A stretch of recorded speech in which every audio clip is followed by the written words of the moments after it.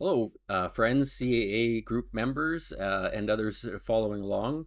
Paul Rayburn here, and I'm just sharing some tools that I've sort of come across that I think might be helpful for lots of applications, but particularly if you're using command line tools like Claude Code.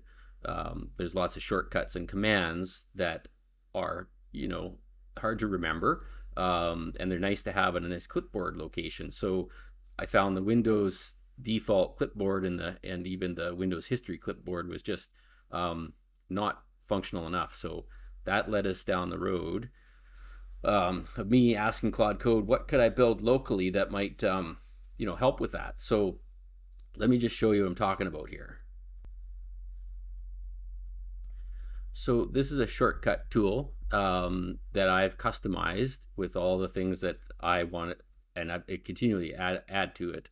But so as a shortcut command, just for me, it's just caps lock /, and that pops this window up here, and then it has several, like if I'm using Claude, because I have Claude in Windows terminal like WSL Ubuntu, so that's like a sandboxed um, um, OS inside Windows, and then there's just the straight up Claude Code in the PowerShell, which is the easiest way to get going and using it. I built an application that tied into my Android device that I could just manage the terminals. So that's another thing. So all these little shortcuts, and just some handy little reminders about what shortcuts were. Now some of these are actually scripts, so I can run the script. This one here I built because my laptop keyboard is actually broken. I do a lot of traveling in the car with a driver, not typing myself, but so I want to disable my built-in keyboard and put my mobile keyboard on top, so I'm able to just quickly enable or disable the built-in keyboard at a click of a button, and it runs the script. So and I've added all these things. I totally customized this from nothing with Claude Code. So you can put notes in there about how it functions, etc. And then I also came up with, let's see here, sorry, so you can add and customize categories or whatever. You can sort it by category. You can give them a close. You can star to make favorites, so you can have faves, ones you use all the time. And then, but I also now created this collector. Now that just popped up over here. Let me drag him over here. So let me show you this little guy. Because, okay, I wanted to, I was using it for copying MLS numbers off of, let me just show you here. So I've got this shiny app here. We've got all our MLS sales in a dot here, and I can click on them, and then copy. Oh, sorry, yeah, no, my shortcut key is copy it like that,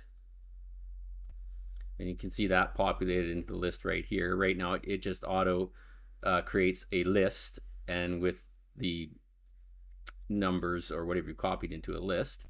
Okay, so you can see I've got 3 of them in there now.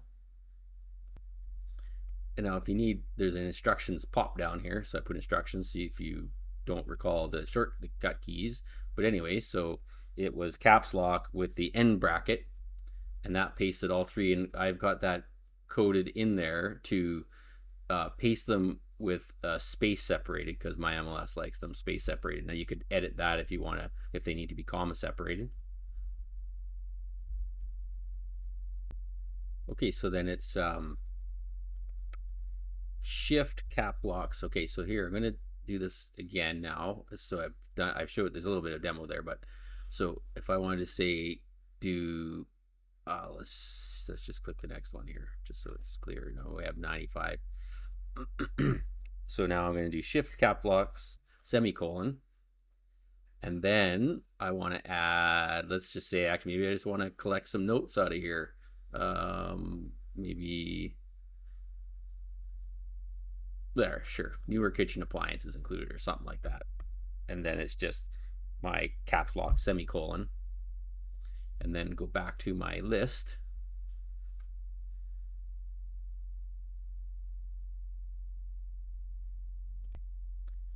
Okay, so now you could see I've added a couple more things in here, and then I could, you know, well, I've just, anyways, it's just for the example of what you could do with it. So then I could go and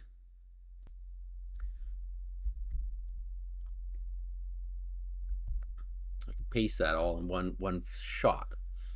I don't have to use like the Windows history clip or whatever other system you might be using. So anyways, I just thought it'd be a handy tool with all those shortcuts, and then this sort of customization, that I would just share this and make it an open source shared tool. So again, you're getting that from this one here. I'll share this shortcuts custom release, and then you download the code. You just download the zip file, put that wherever you want. I recommend putting it into a folder of your repository if you're using GitHub. Highly recommend it. And then you can open that up. I extracted it out of the zip file. You can open that up, and that is going to get you something that looks like this. And then what you're going to do is you're also going to, if you go to the README, you can open that up. You can see there's going to be a link to download the hotkey there. So you can, this is just a really simple program. It's an open source project, and you can read about that here, autohotkey.com, download the latest version. And then you should be able to double click the pop-up AHK. And that's going to get you to something that looks like this. So you have in your toolbar icon, system toolbar there, you can pop that open and right click on that, and then that's going to show you the hotkey pop-up. So the first modal I showed you with all the shortcuts is called the show pop-up, and then there is this is another thing I've got going on. It's not included in that. And then there's the collector. That's when I just showed you with how to compile multiple copies, clipboard copies. And then there's the edit hotkey. So when you right click on the edit on the green button and you click edit hotkey, it's going to pop up with this, which just basically is going to tell you where you put this thing, just as a reminder. So then you're going to go there and you're going to find it, and you're going to open it, and you're going to want to open it with an editor that you can edit the text with. Notepad is really all you need.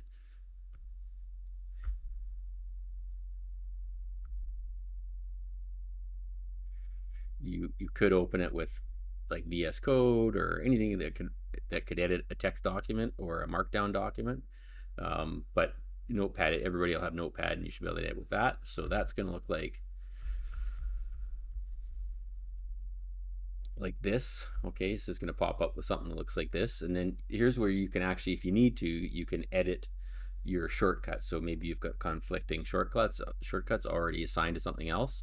And I just wanted to point this out here. It was confusing to me that you need, if you're using a semicolon as a key, you need to use the backtick in there that is specific to semicolons. So you can see everything else is just the and, /, and end bracket, and BS is actually backspace.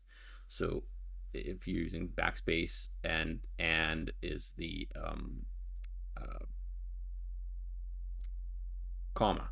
So those are the shortcut keys that I assigned. You can change those. And if you're using Claude Code, you can just you don't have to figure out how to do this. I mean, it's easy. You just can come in here, just actually just change those things, click save, and then back to here. So we're at number 3, edit, and then number 4 was you reload the script. So you come back here, right click on there, reload the script. So anytime you make changes to this document, the script, that AHK doc, you need to do that. Okay, so I've got the README in here, and it's got most of those details. I figured I'd do the quick video to go along with this, just to help try and simplify it a little bit. If you want to, obviously you can just copy it and edit it and use it for your own. If you want to contribute, or if you come up with some cool ideas based on the similar this building on this, then you're welcome to share that via pull request, and we've got some documentation in there about all of that. So yeah, we put in all the details here about security policy contributing. So again, it's more just sort of a test combination of a functional tool, and hopefully that this can help folks learn how to build their own tools, and help if you want to use something like the data bridge, which I have shared. So there's lots of documentation in there for agents in how to add on, how to customize. So looking forward to seeing what you've all got to say and how it's working out for you. And I appreciate the continued support. And for the CAA members, well, we're going to see you on the next Friday, the 13th. So there you go. So we're going to see you in about a week. All right. Have a great day. Thank you.